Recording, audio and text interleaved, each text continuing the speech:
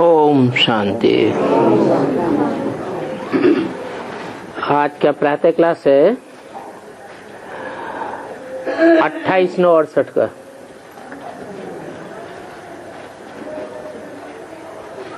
बाप घड़ी घड़ी बच्चों को अटेंशन खिंचवाते हैं कि अपन को आत्मा समझ, बाप की याद में बैठे हो। कोई की देह की याद में, या अपनी देह की याद में, या देह के पदार्थों की याद में। देह भान में तो नहीं बैठे हो। आत्मा ज्योति बिंदु याद है। बुद्धि कोई और तरफ तो नहीं भागती है। बाप को बुलाते ही है इसलिए कि बाबा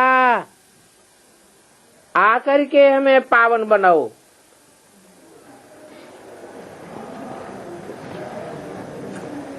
तो देह तो पावन बनेगी नहीं, देह तो विनाशी है। कितने भी संभालो, सजाओ, आखिरी देह के पांच तत्वों में मिल जावेंगे। मिट्टी मिट्टी में मिल जावेगी, परंतु नॉलेज तो तुम किसी को भी समझा सकते हो।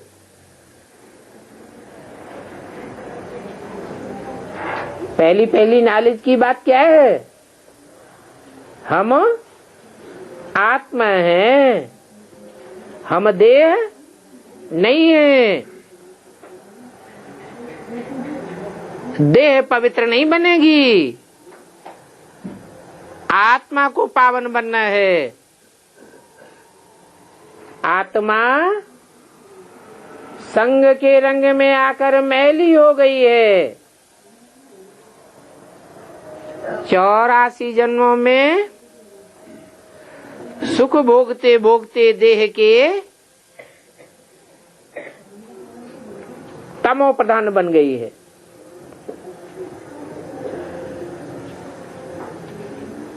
तो तुम किसी को भी समझा सकते हो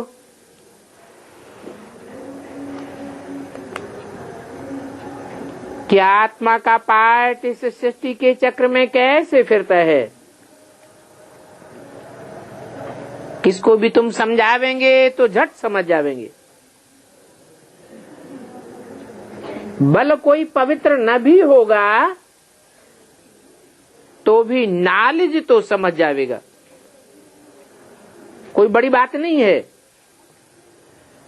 ये 84 का चक्र है। 84 लाख का चक्र होता तो समझने में मुश्किल होता, लेकिन ये तो 84 का ही चक्र है। हर एक युग की 1250 वर्ष आयु है, कोई लाखों वर्ष की आयु नहीं है। तो समझाने में सहज है या कठिन है? लाखों वर्ष अगर आयु होती तो समझाने में कठिन होता।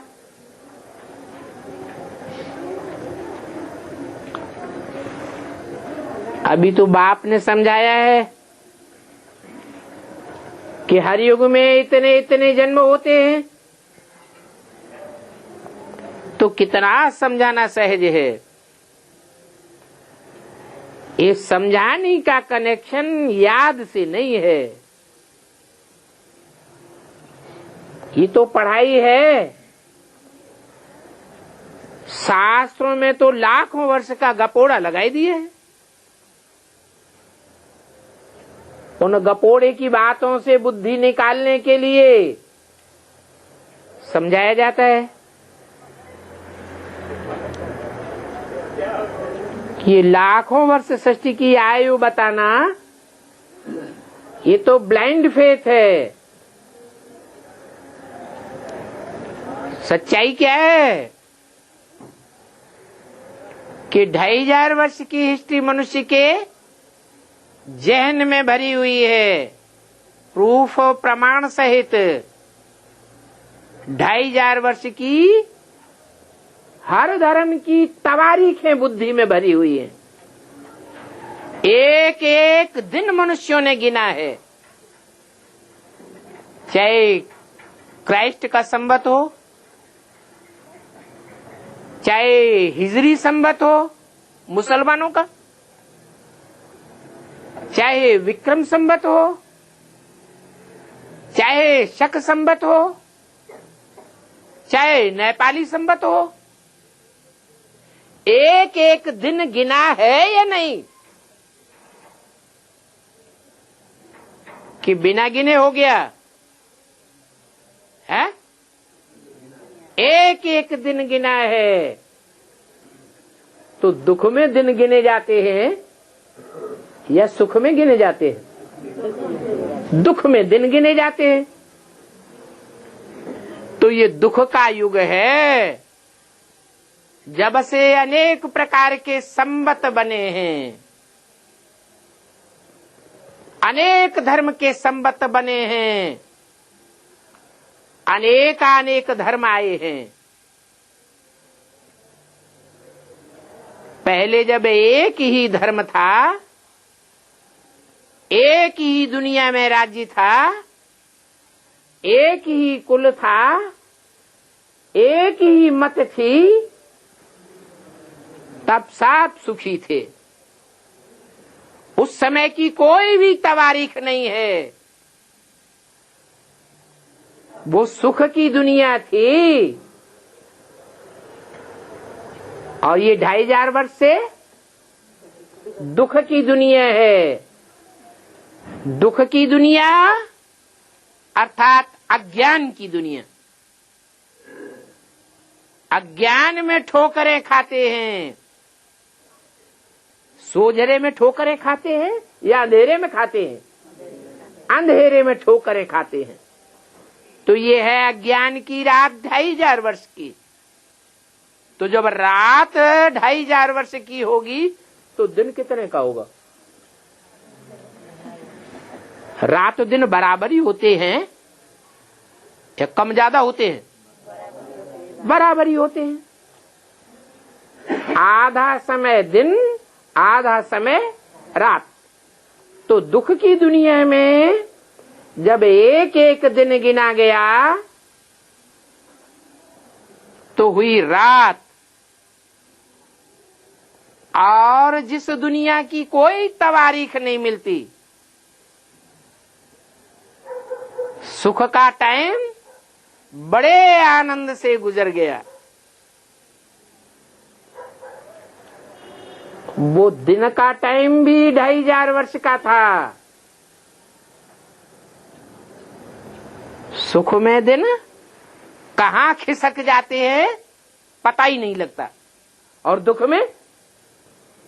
में टाइम ठहर जाता है। इसलिए लोगों ने गीत बनाए हुए हैं, समय तू जल्दी जल्दी बीत,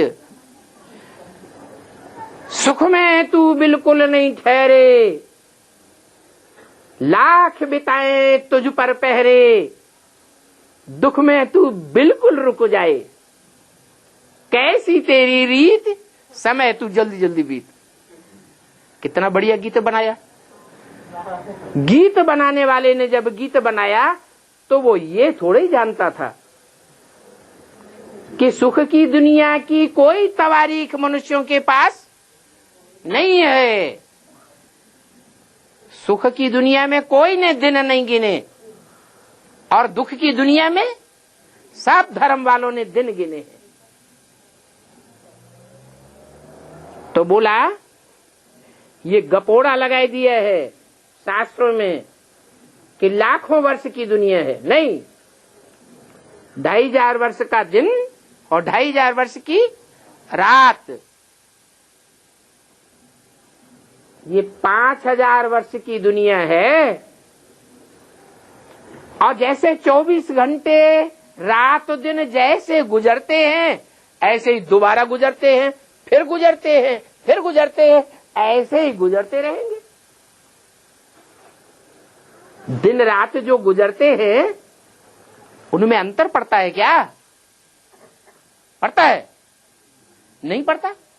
ऐसे ही ये 5000 वर्ष की दुनिया जो बेहद का दिन और बेहद का रात है, ये ब्रह्मा का दिन और ब्रह्मा की रात गाई जाती है, शास्त्रों में भी गायन है। फिर भी लोगों की समझ में नहीं आता है। कह देते हैं दुनिया तो लाखों वर्ष की है। तो इस ब्लाइंड फेथ से निकलने के लिए ये ईश्वरीय ज्ञान समझाया जाता है, क्योंकि ईश्वर तो जन्म मरण के चक्र में आता ही नहीं है, और हम आत्माएं तो जन्म मरण के चक्र में आती हैं, इसलिए सब भूल जाती है। तो मनुष्य आत्माओं को पता नहीं है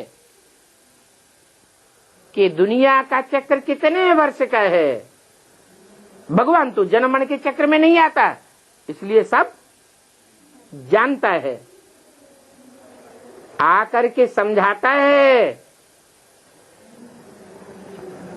कि देखो शास्त्रों में लिखा है कि भगवान कृष्ण आकर के महाभारत युद्ध कराते हैं।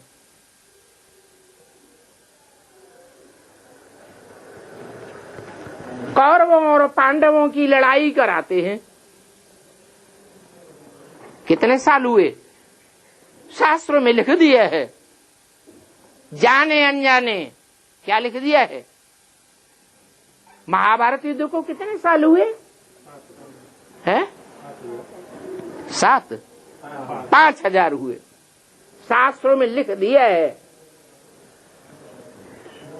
फिर लिख दिया है कि द्वापर के अंत में कृष्ण भगवान आए। एक घोटाला कर दिया।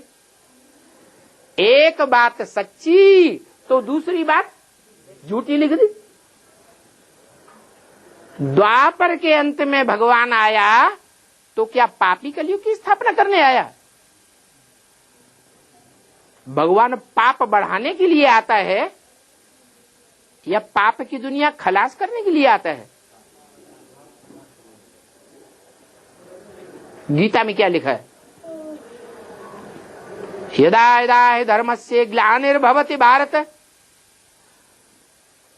ऐसे ही तो लिखा है। जब धर्म की ग्लानि होती है, पापाचार बढ़ जाता है, तब मैं आता हूं, पाप की दुनिया को खलास करके पुण्य आत्माओं देवताओं की दुनिया बनाता हूं। तो देखो महाभारत ग्रंथ में भी घोटाला कर दिया है कि भगवान द्वापर के अंत में आता है। वास्तव में कीर्तन भी करते हैं, उसमें बोलते हैं हे कृष्ण नारायण वासुदेव। माने कृष्ण और नारायण एक ही है या अलग अलग है? एक ही है। नारायण का राज्य सतयुग में बताते हैं। शास्त्रों में लिखा है नारायण 16 कला संपूर्ण। फिर कृष्ण को भी कितने कला संपूर्ण? 16 कला संपूर्ण बताते हैं ना।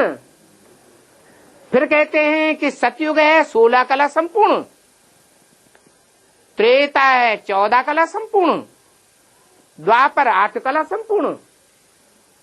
कलयुग में कलाएं उतरते उतरते कलाहीन हो जाता है। तो देखो सच्ची बातें भी बताते हैं, फिर झूठी बातें भी बता देते हैं। इससे क्या साबित हुआ? कृष्ण सतयुग के आदि में था या द्वापर के अंत में था? आदि में चाहिए, उन्होंने द्वापर के अंत में डाल दिया। फिर कह दिया कृष्ण गीता का भगवान है। अब कृष्ण गीता का भगवान है तो एक और गपोड़ा साथ में लगा दिया, बड़ा सा। कृष्ण गीता का भगवान है जो जन्म मरण के चक्र में दिखाया है शास्त्रों में, तो हम सब भी जन्म मरण के चक्र में आते हैं। तो हम भी भगवान, तुम भी भगवान, ये भी भगवान, सब भगवान ही भगवान। अब कृष्ण को गीता का भगवान मानेंगे तो सबको भगवान मानना पड़े। भगवान भी जन्म मरण के चक्र में आता है।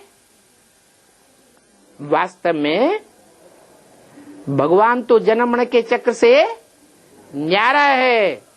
अगर वो भी जन्म मरण के चक्र में आने लगे तो हमको छुड़ाने वाला कोई भी नहीं है। इसलिए बोला कि यथार्थ बात बाप ही आकर के समझाते हैं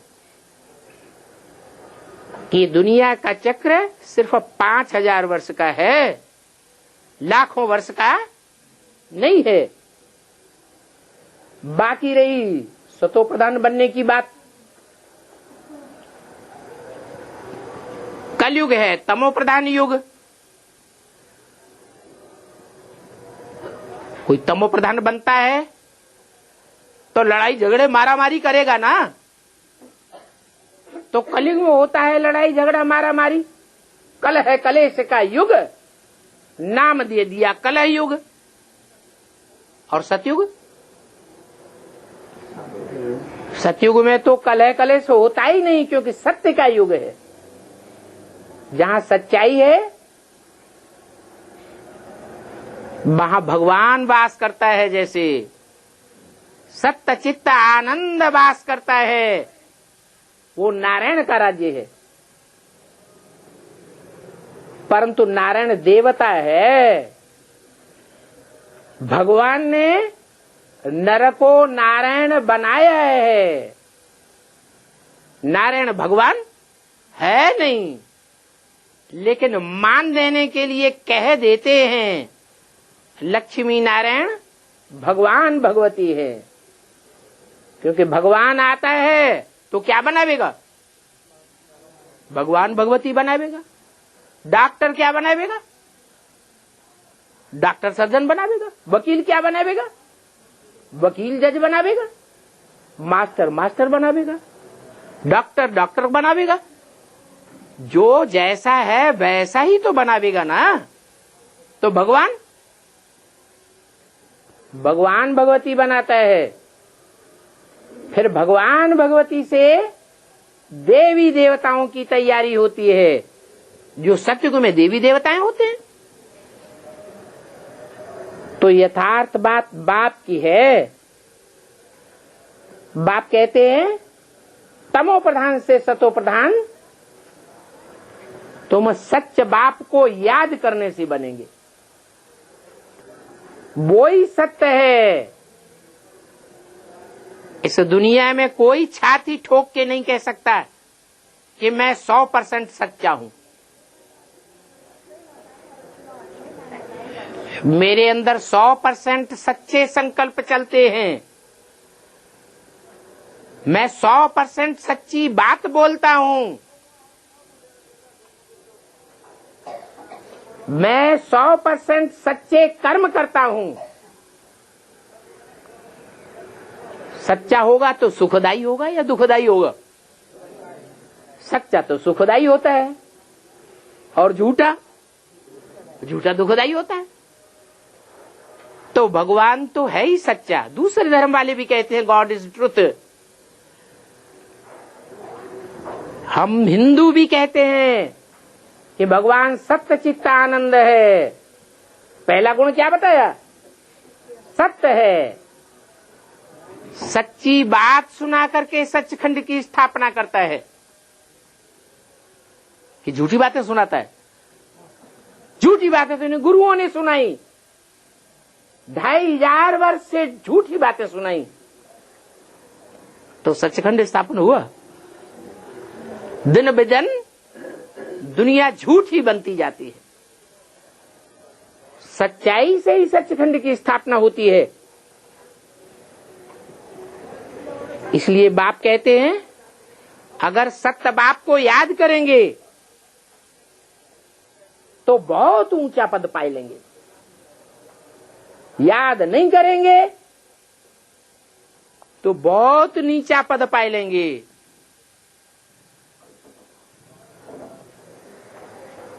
बाप आया हुआ है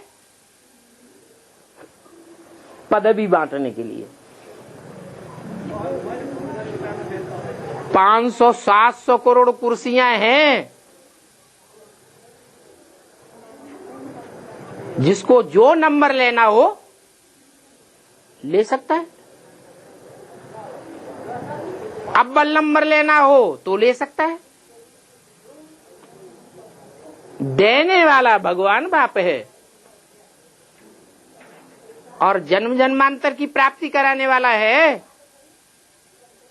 एक जन्म की प्राप्ति नहीं कराता है।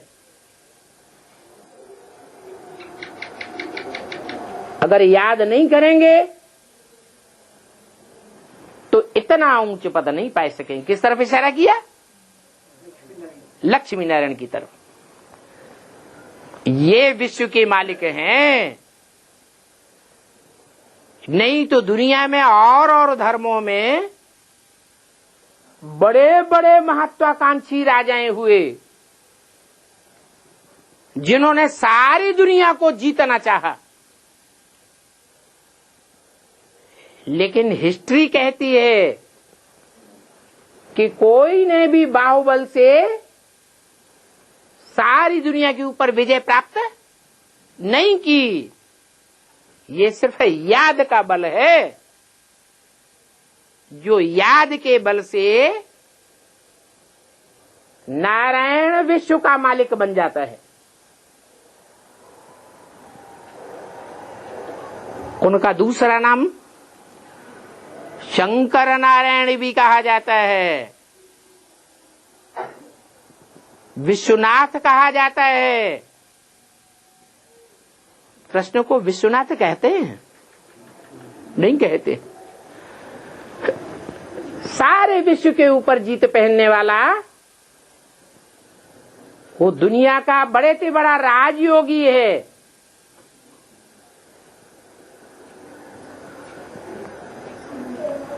तो बाप कहते हैं ऊंच पद पाना है तो मुझे याद करो।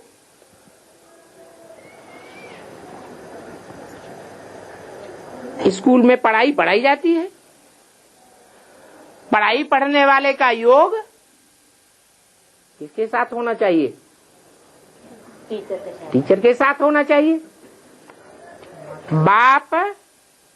बाप बन करके भी आता है, टीचर बन करके पढ़ाई पढ़ाता है, और फिर सदगुरु बन करके सदगति भी देता है।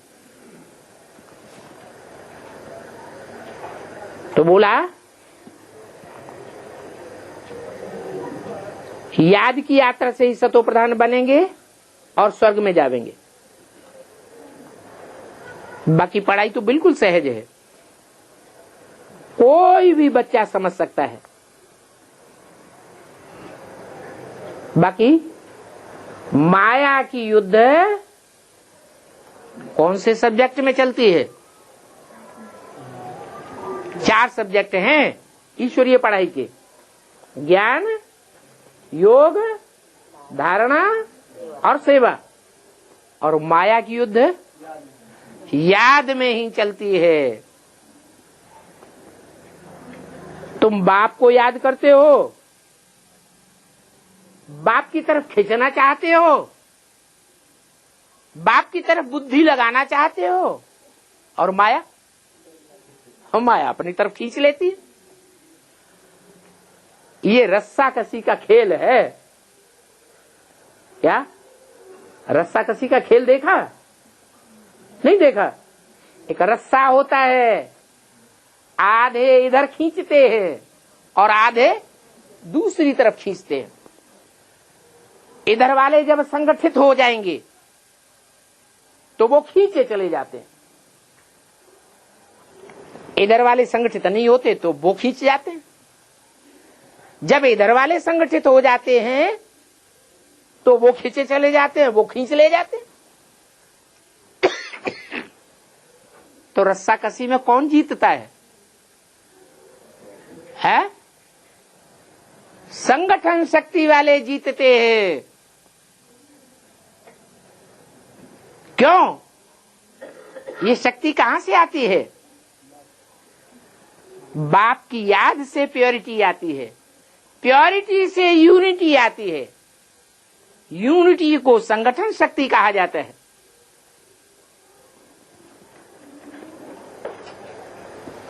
बाप आकर के हमारी संगठन शक्ति की, यूनिटी की पावर बढ़ाए रहे हैं। कैसे बढ़ेगी? जितनी जितनी प्योरिटी को धारण करेंगे उतनी उतनी हमारी पावर बढ़ती चली जाएगी।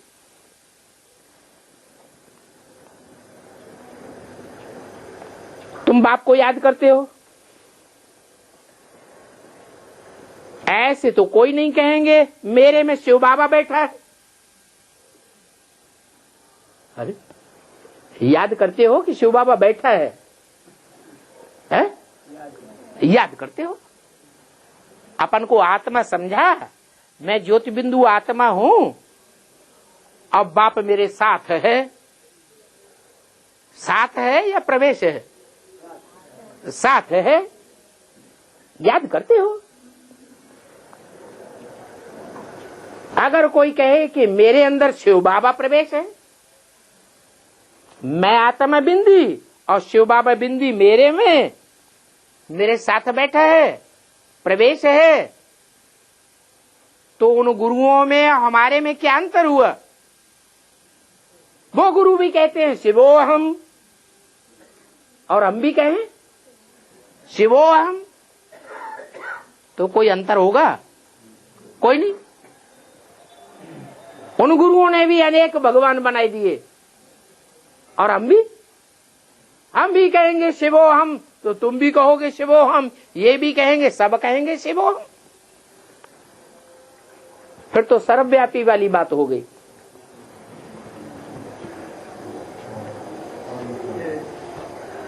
तो ऐसे कोई नहीं कह सकता हाँ मैं आत्मा हूं, शिव बाबा को याद करना है। ऐसे कभी नहीं समझो मेरे अंदर शिव बाबा है या शिव की प्रवेशता है। क्या? अगर कोई कहे कि मेरे अंदर शिव आता है, प्रेरणा देता है, डायरेक्शन देता है, मुझे शिव बाबा ने डायरेक्शन दिया, पूछे कैसे दिया? शिव बाबा ने प्रवेश करके डायरेक्शन दिया, तो तुम मान लेंगे? मान लेंगे? क्यों नहीं मानेंगे? क्योंकि बाबा ने कहा सुनी सुनाई बातों से भारतवासियों ने दुर्गति पाई है। किसी के कहने मात्र से कभी कोई बात नहीं मानना। बोलो, प्रूफ बताओ। बाप बुद्धिमानों की बुद्धि है, तो बुद्धिमानों की बुद्धि बाप के बच्चे भी कैसे होंगे? बुद्धिमान होंगे। ऐसे बुद्धू थोड़े ही होंगे को कोई ने कहा बाबा ने हमको ऐसे कहा, तो मान लेंगे? है? बिल्कुल नहीं मानना। कोई कहे कि बाबा ने हमको ऐसे कहा, या बाबा मेरे में प्रवेश होता है, या बाबा ने मुझको प्रेरणा दी, ये सब बरगलाने वाली बातें हैं। बिना प्रूफ प्रमाण के कोई बात मानने के लिए तैयार नहीं होना है। हाँ, बाप तो कहते हैं मैं इस मुकर्रर रथ पर सवार होकर तुम बच्चों को समझाता हूं।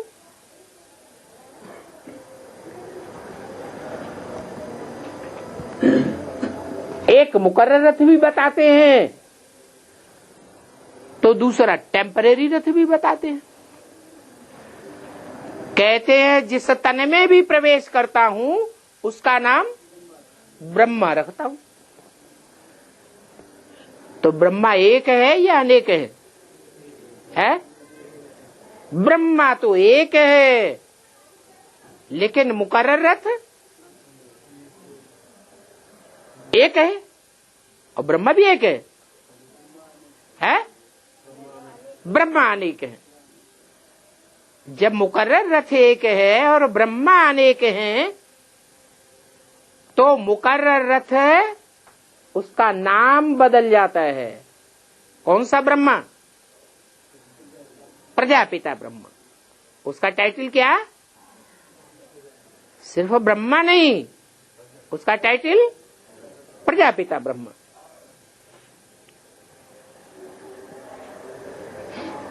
हाँ, कोई डल बुद्धि बच्चे हैं और कोई अच्छा जिज्ञासु आता है तो उनकी सर्वेसार्थ प्रवेश करके मैं दृष्टि दे सकता हूं।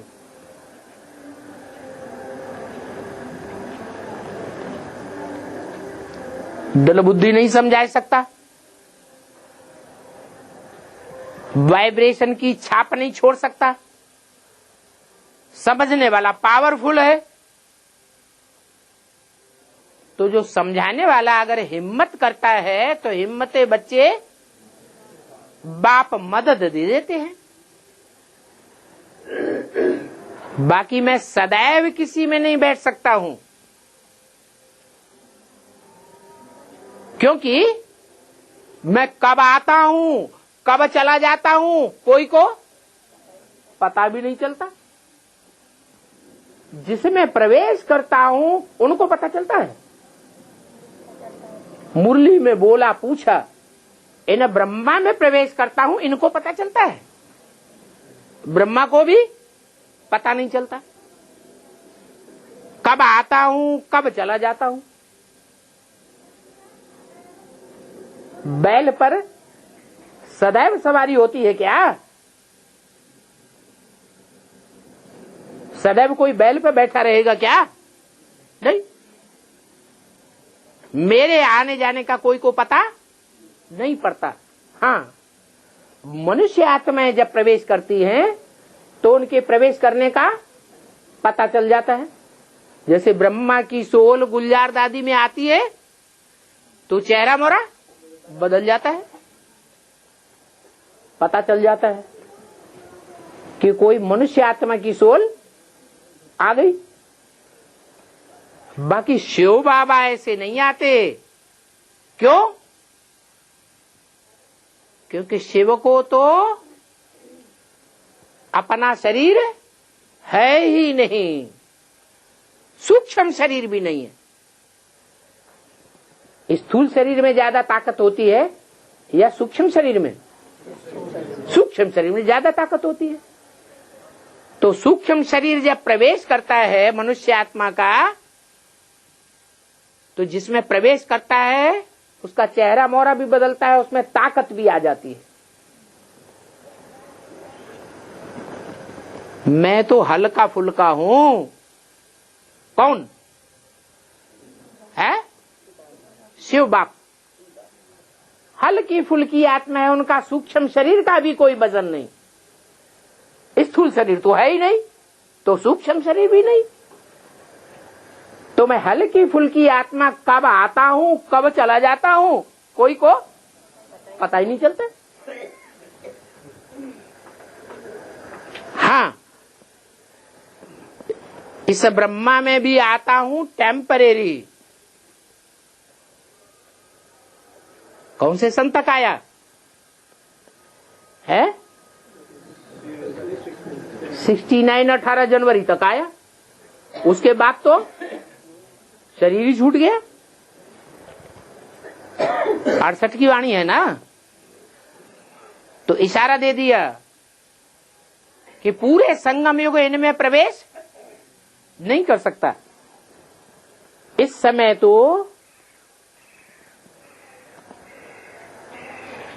वो कितना भी रूप धारण कर सकते हैं।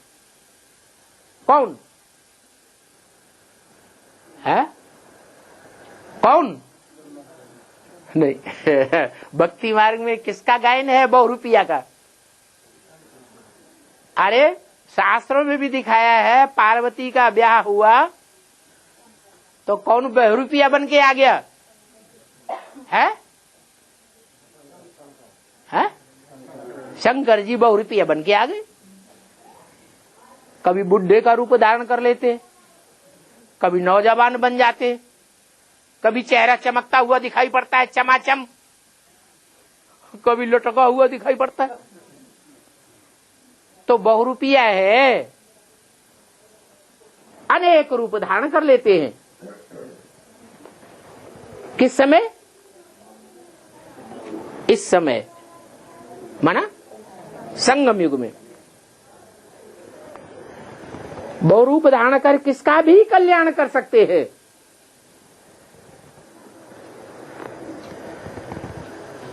बाकी ऐसे कोई नहीं कह सकता कि मेरे में शिव बाबा है। अगर ऐसे कोई कहे और दूसरे मानने लगे तो क्या हो जाएगा? है क्या गड़बड़ होगा? फिर तो सब कहने लगेंगे मेरे अंदर शिव बाबा आया। मेरी बात मानो, एक ही मत पर चलना है या अनेकों की मत पर चलना है? श्रेष्ठ से श्रेष्ठ की मत पर चलना है। और श्रेष्ठ और भ्रष्ट इस दुनिया में होते हैं या परमधाम में होते हैं? इस दुनिया की बात है। तो मैं जब आता हूं तो तुम बच्चों को अपना भी ज्ञान देता हूं। क्या? और तुम्हारा भी ज्ञान देता हूं।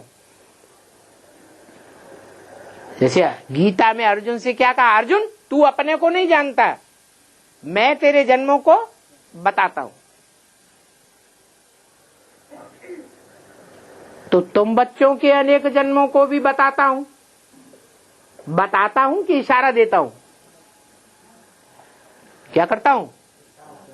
इशारा मिलता है ज्ञान के आधार पर। बाकी बाप किसी के पार्ट नहीं खोलता। जो मनन चिंतन मंथन करने वाले बच्चे हैं वो अपने पार्ट को स्वयं ही पहचान लेते हैं और पहचान करके अपने मुख से ही ऐसे प्रूफ और प्रमाण पेश करेंगे जिससे सबको पता लग जाएगा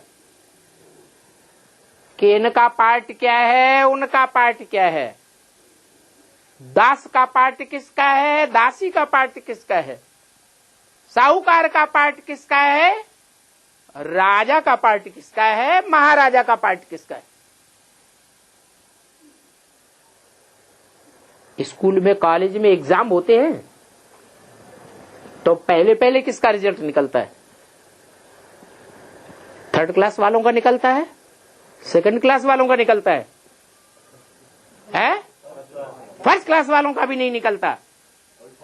जो पास विद ऑनर होते हैं उनका भी इकट्ठा नहीं निकलता। पहले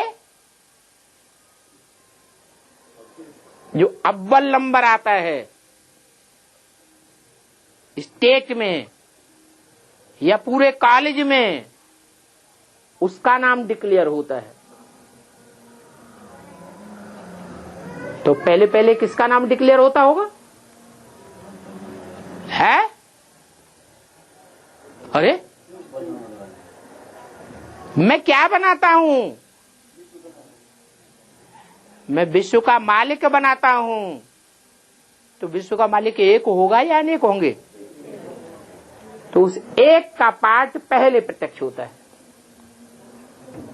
10 साल पहले ही घोषणा कर दी, 66 में मुरली में बोल दिया, इन लक्ष्मी नारायण का जन्म कब हुआ? आज से 10 वर्ष कम 5000 वर्ष हुए। तो कौन सा सन आता है? आज से पीछे चले जाओ 5000 वर्ष पीछे चले जाओ तो आज का ही दिन आ जाएगा ना। तो ये नहीं कहा 5000 वर्ष पहले, बोला आज से 10 वर्ष कम, माने पूरा चक्कर काटो और जब 10 वर्ष रह जाए तो रुक जाओ। तो कौन सा सन आएगा? 66 में बोला, कौन सा सन आएगा? 76 आएगा। 76 के लिए इशारा दे दिया कि न लक्ष्मी नारायण का प्रत्यक्षता रूपी जन्म हो जाएगा ब्राह्मणों की दुनिया में। जो नजदीकी होंगे जन्म जन्मांतर के, जन्म जन्मांतर जिनको साथ रहना होगा वो पहले पहचानेंगे, या जो दूर वाले होंगे वो पहचानेंगे? है जिन्होंने जन्म जन्मांतर साथ दिया होगा वो पहले पहचानेंगे। तो 77 में अव्वल नंबर जो ईश्वरी यूनिवर्सिटी में पास होता है उसका नाम और रूप, धाम, गुण और कर्तव्य सब पूरी जीवन कहानी प्रत्यक्ष होना शुरू हो जाती है। ऐसे ही फिर और नंबरवार जो हैं वो भी प्रत्यक्ष होते जाएंगे। तो बोला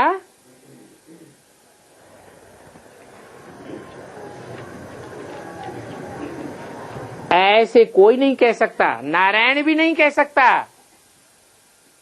जो नारायण के रूप में संसार में प्रत्यक्ष होने वाली आत्मा है वो भी नहीं कह सकती कि मेरे अंदर कौन आया है? शिव बाबा आया हुआ है, कह सकता है। और भगवान आवेगा तो अपने मुख से कहेगा कि मैं शिव बाबा हूं, है? नहीं कहेगा। भगवान को कहने से कोई नहीं पहचानेगा। भगवान को पहचानने के लिए ज्ञान का तीसरा नेत्र देता है, वो खुद ही देता है। ज्ञान को ही तीसरा नेत्र कहा जाता है। तो शिव बाबा बच्चों को समझाते हैं। मूल बात है पति से पावन बनने की। पढ़ाई की मूल बात है, पढ़ाई से ही याद में तीखे जावेंगे। अगर पढ़ाई नहीं गहरी पड़ी है तो याद में भी तीखे नहीं जा सकते। याद में जो तीखे जावेंगे तो उनकी आत्मा रूपी सुई की कट उतरेगी। इसलिए बोला कि आत्मा रूपी सुई की कट जिनकी बेसिकली उतर जाती है वो बच्चे मेरे से डायरेक्ट सीखेंगे। क्या मतलब हुआ? जिन्होंने ब्रह्मा से डायरेक्ट सीखा दादा लेखराज के मुख से, उनकी आत्मा की सुई की कट नहीं उतरी? उतरी या नहीं उतरी? है नहीं उतरी, क्योंकि वो मुकर्रर रथ नहीं था। मैं मुकर्रर रथ में आकर के तुमको पढ़ाई पढ़ाता हूं टीचर के रूप में। उस मुकर्रर रथ के द्वारा ही बाप बाप है, टीचर है और सदगुरु का भी पार्ट बजाता है। तो पावन बनते हैं नंबरवार, फिर नंबरवार नई दुनिया में जाते हैं। नंबरवार घर में भी जाते हैं पहले, फिर नंबरवार नई दुनिया में आते हैं। तो 84 का चक्र तो किसी को भी सहज समझा सकते हो। ये चित्र तो सामने लगे हुए हैं और इन चित्रों पर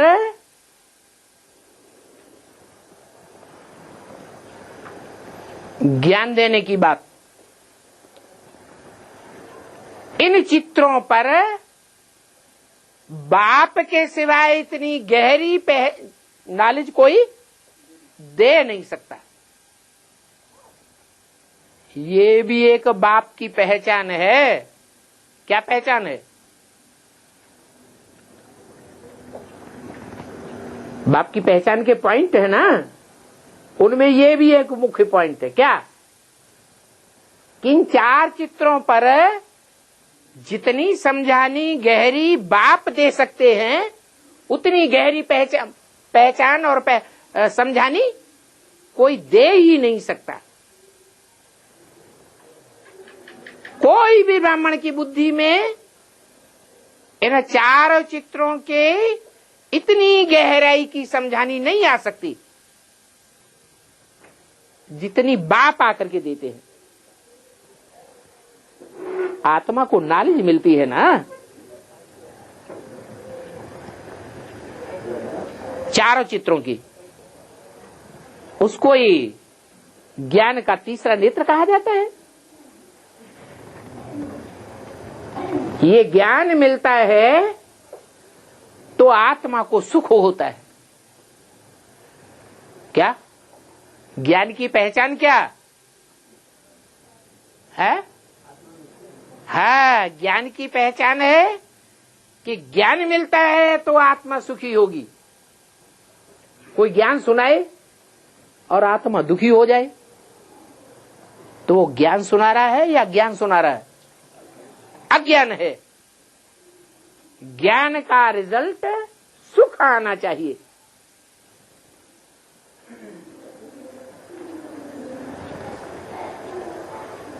तो आत्मा कहती है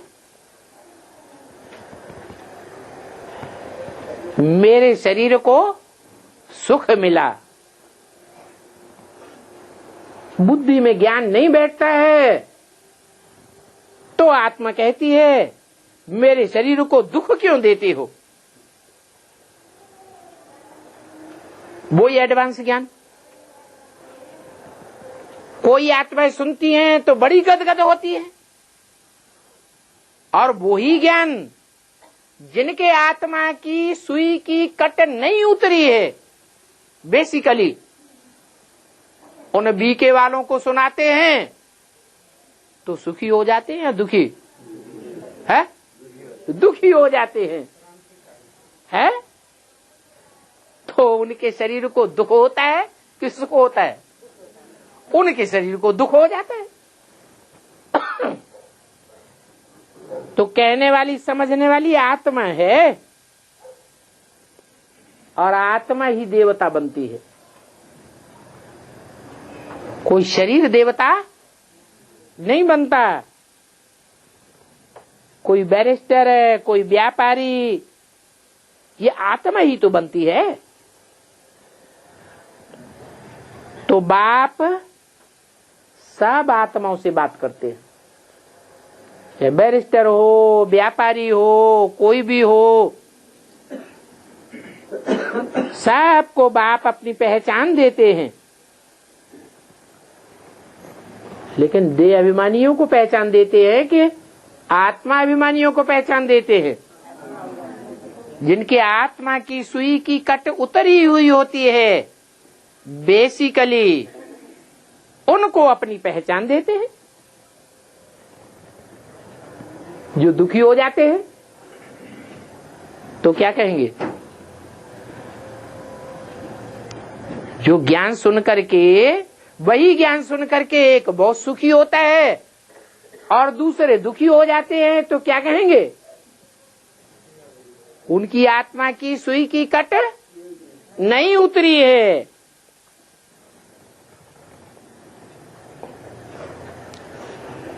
पवित्र आत्मा होती है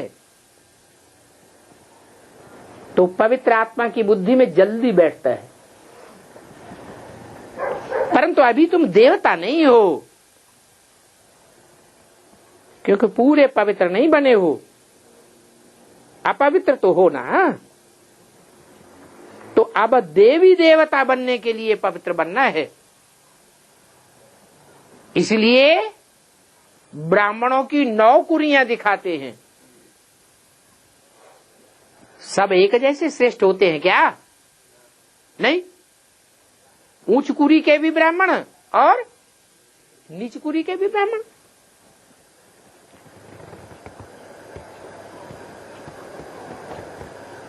अक्सर करके यही कहते हैं, बाबा मेरे से ये भूल हो गई जो हम देह भान में आ गया। तो बाप बेट बच्चों को समझाते हैं, पावन जरूर बनना है। जब पूरे पावन बन जावेंगे तो आत्मा की याद कभी भूलेगी ही नहीं,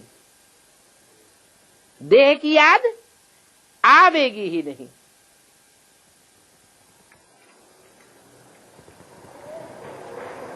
हाँ, कोई विकर्म न करो। वि माने विपरीत, कर्म माने काम। जो काम बाप ने बताए हैं करने के लिए, जो श्रीमत बाप ने दी है कि ये करो ये न करो, उस श्रीमत के विपरीत अगर कोई कर्म करेंगे तो 100 गुना बोझ चढ़ जाएगा। तुमको तो सर्वगुण संपन्न है यहां बनना है। यहां माने कहां? सतयुग में, संगम युग में ही सर्वगुण संपन्न बनना है। पावन बनकर फिर मुक्ति धाम चले जाएंगे। और कोई भी प्रश्न पूछने की दरकार नहीं है।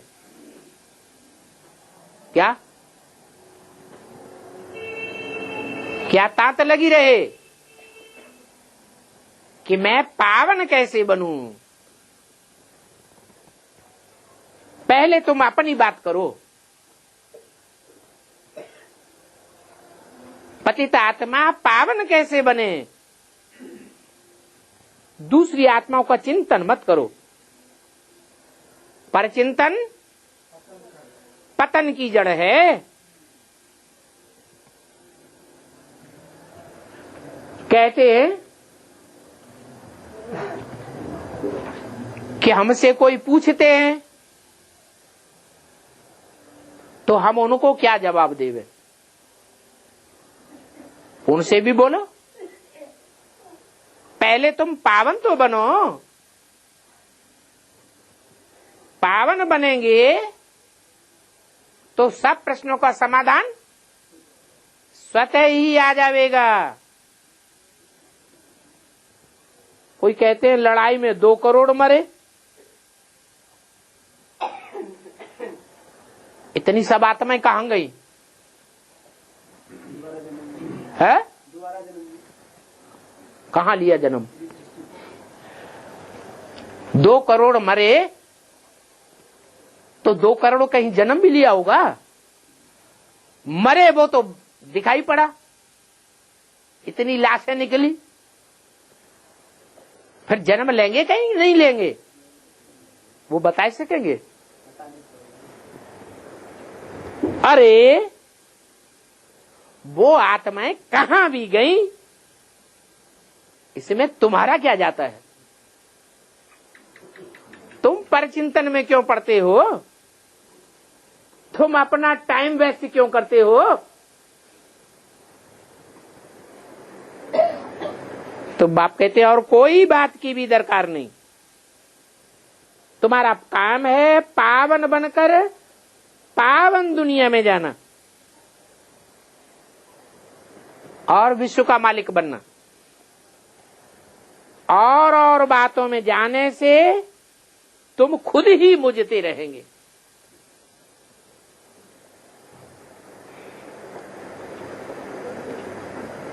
ढेर के ढेर प्रश्न करते रहेंगे, ढेर के ढेर जवाब मिलेंगे। बाल में से खाल, खाल में से बाल निकलता ही चला जाएगा। रावण के सर जितने कटते हैं उतने नए निकलते जाते हैं। दिखाते हैं एक रक्त बीज राक्षस था, उसका एक बूंद भी कहीं गिरता था तो फिर पैदा हो जाता था। ये कौन से रक्त की बात है? ये संकल्पों का खून है। एक को कोई अनिश्चय आता है, संशय आता है, और वो संशय का संकल्प दूसरे की बुद्धि में डाल देता है। खुद तो असुर था ही और दूसरा भी असुर बन जाता है। तो बाप कहते हैं कोई को पूरा उत्तर नहीं मिलता है तो भी मुझ पढ़ते हैं। इसलिए एक ही बात पक्की करो, मन मना भव। क्या मतलब हुआ? क्या मतलब? मत मेरे मना मन में भव समा जा। किसने कहा? कौन से ब्रह्मा ने कहा? कौन से ब्रह्मा के मुख से कहा गया? उस ब्रह्मा के मुख से कहा गया जो ब्रह्मा सो विष्णु की भुजाएं तो बनता है, लेकिन सिर्फ भुजा नहीं बनता है, भुजाओं को चलाने वाला भी बनता है।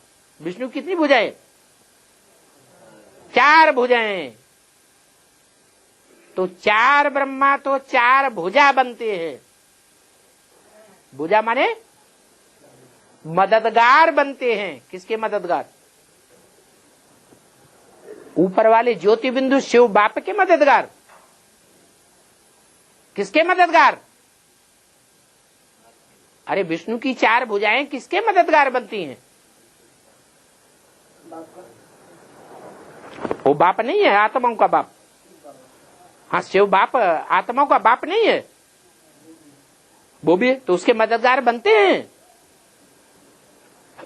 अरे वो पालना करने आता है, विष्णु तो पालना करने वाला। तो उस ब्रह्मा के मददगार बनते हैं जो 4 भुजाओं को चलाने वाला है। भुजाएं जड़त्वमयी होती हैं या उनमें चैतन्यता ज्यादा होती है? भुजाएं जड़ होती है और आत्मा जो चलाने वाली है वो चैतन्य होती है। तो 4 भुजाओं को चलाने वाला भी कोई है या नहीं है? वो कौन है?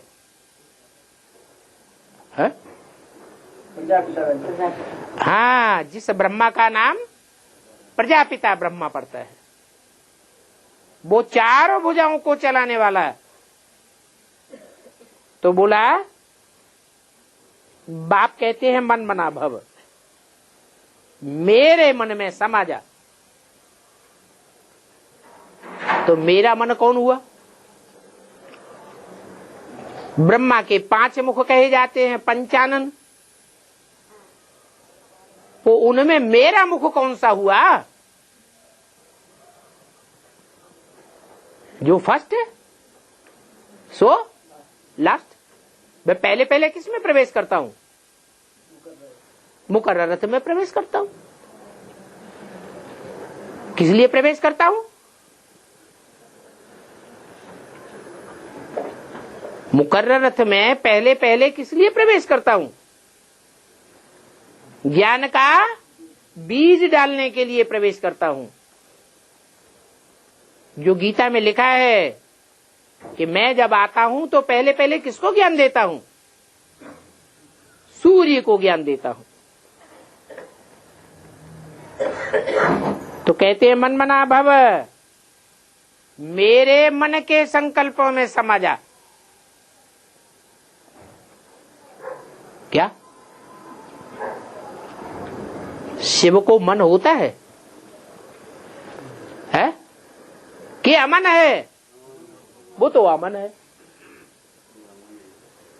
फिर फिर मेरे मन के संकल्प में समा जा, ये बात किसके लिए लागू होती है?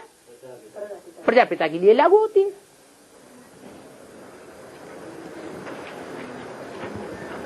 मेरा सत्संकल्प है। मन का काम क्या है? मन का काम होता है संकल्प विकल्प करना। मनुष्यों का मन संकल्प विकल्प करता है ना। मेरा मन संकल्प करता है या विकल्प करता है या दोनों करता है? दोनों करता है मेरा मन। ये कहने वाला कौन है?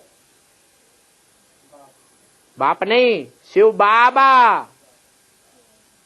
बाप अलग बात, वो आत्माओं का बाप है, बाबा नहीं है। बिंदु बिंदु आत्माएं सब भाई भाई, और वो उनका बाप। वो नहीं कहता। क्यों नहीं कहता? क्योंकि वो तो अमन है। जिसमें प्रवेश करता है उसके लिए बोला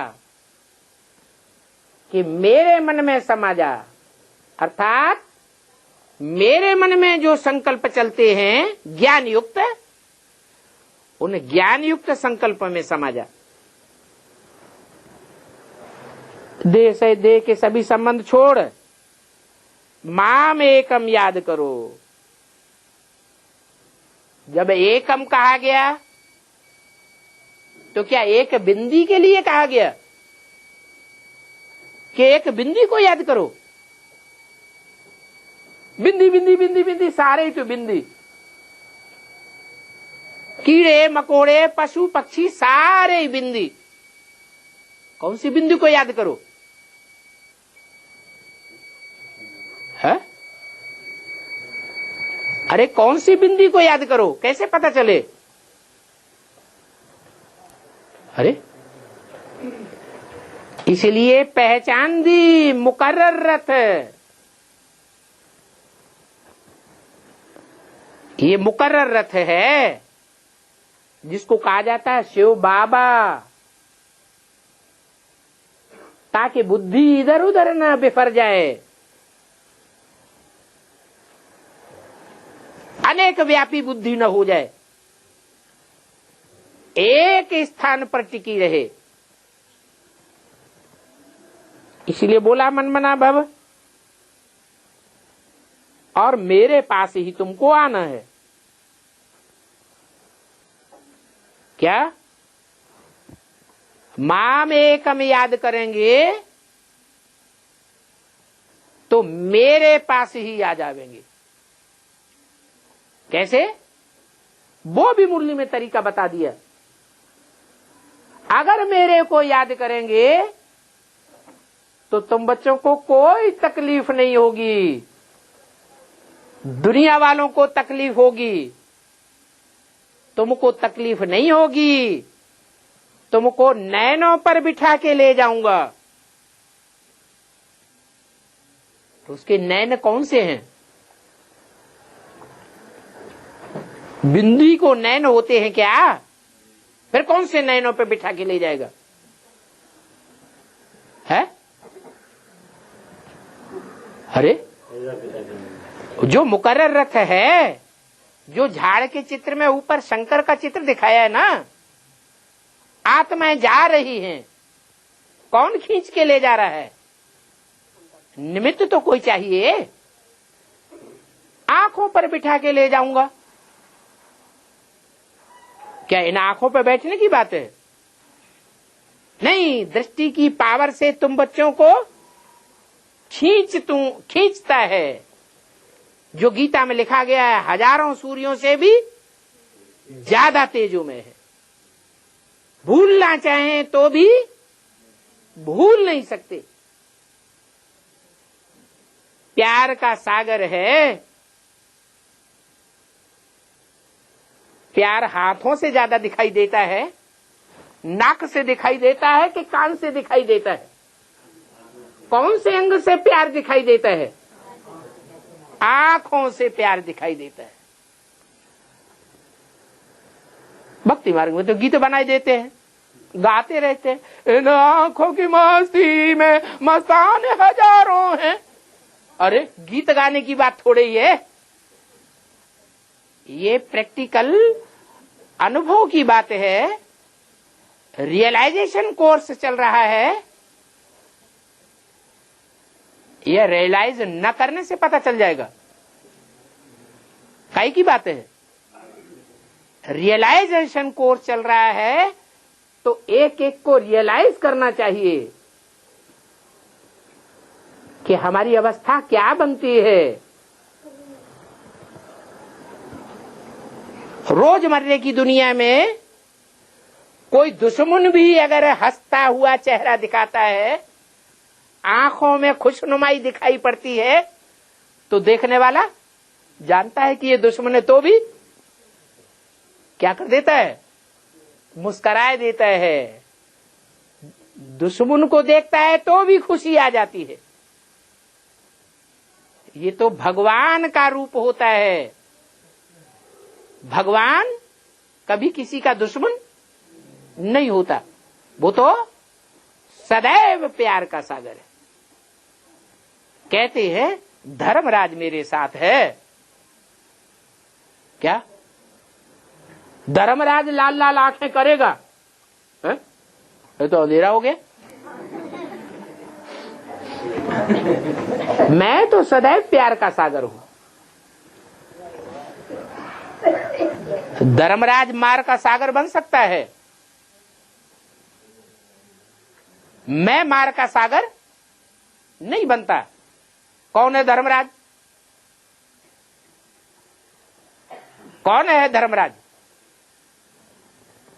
धर्म का राजा किसे कहते हैं? जिसने प्रैक्टिकल जीवन में धारणा करके दिखाई हो। धारणाओं में मुख्य धारणा कौन सी है? सहनशीलता। सर्व गुणों का राजा, सर्व धारणाओं का राजा सहनशीलता।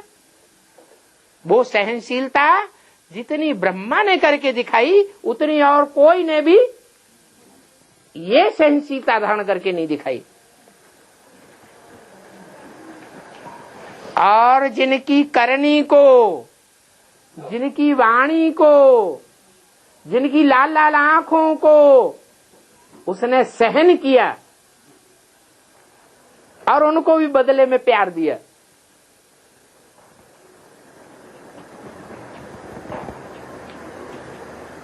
ऐसे पापियों की 100 गुनी सजा बन जाती है या नहीं बन जाती है? ब्रह्मा बाबा तो सदैव प्यार किया, और बच्चों ने ऐसे भी बच्चे के प्यार के बदले में क्या दिया? कोई बच्चे तो ऐसे भी निकले, झापट भी मार दिया बाबा को, अलग आश्रम बना के बैठ गए, रामबाण आश्रम बना दिया उनके जीते जी।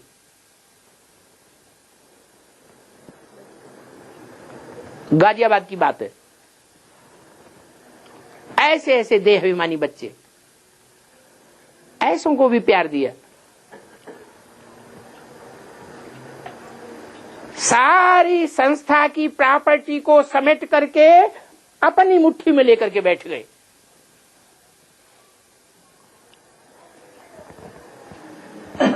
अपने मित्र संबंधी हितैषियों का नाम उसमें डलवा दिया रजिस्ट्रेशन में, और खुद मुख्तियार बन के बैठ गए। आज भी मुख्तियार बने बैठे हैं, वर्ल्ड रिन्यूअल ट्रस्ट बना करके। ऐसे बच्चों को भी प्यार दिया। आज भी गुलजार दादी में उन बच्चों को प्यार दे रहे हैं कि नहीं दे रहे? दे रहे हैं। आखिर इस प्यार की, इस सहनशीलता की कोई इंतहा होगी कि नहीं होगी?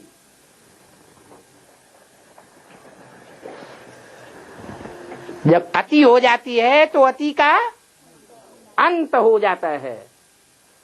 वो ही सहन करने वाली आत्मा फिर क्या रूप धारण करती है? अभी मोह में है, बच्चा बुद्धि है, मोहांधकार में है। जब मोह का अंधकार टूट जाएगा तो वही आत्मा धर्मराज का ऐसा रूप धारण करेगी कि एक एक का 100-100 गिनावेगी। इसलिए बोला मेरे साथ धर्मराज भी है। महाभारत में धर्मराज किसको कहा है? युधिष्ठिर को कहा है। देहम वा पातयामि कार्यम वा साधयामि। देह चली जाए तो भी कार्य को पूरा करूंगा। तो वो आत्मा युद्ध में अभी भी स्थिर है या नहीं है? अभी भी स्थिर है। शरीर भर छूट गया लेकिन कार्य को छोड़ा नहीं है। बल माया मुकाबला कर रही है। माया बेटी मुकाबला कर रही है, फिर भी हिम्मत नहीं हारते। तो बताया कि मेरे पास तुमको आना है। मां में एकम याद करेंगे तो मनुष्य मरते हैं तो उनको शमशान में ले जाते हैं। वहां शमशान में ले जाके क्या करते हैं?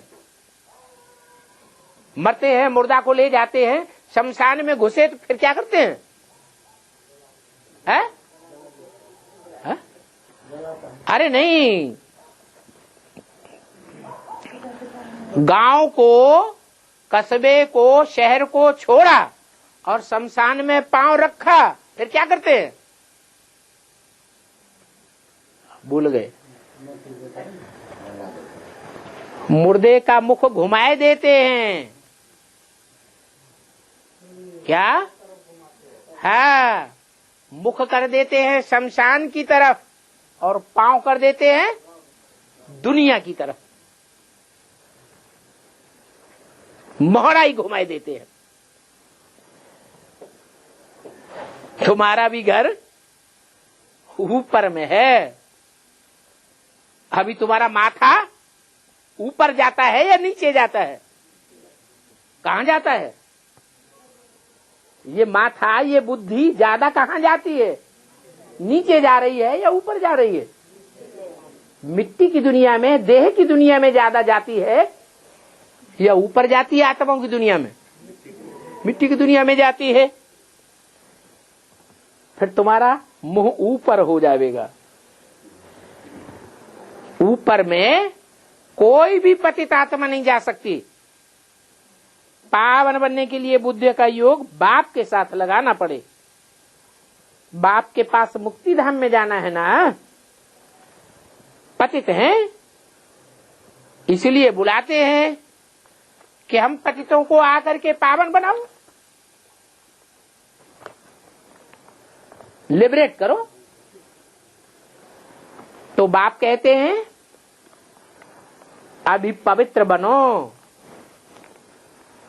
अपवित्रता को छोड़ दो। अपवित्र संकल्प, अपवित्र वाचा, अपवित्र कर्मेंद्रियों से कर्म छोड़ दो। अब ज्यादा टाइम नहीं है। ओम शांति।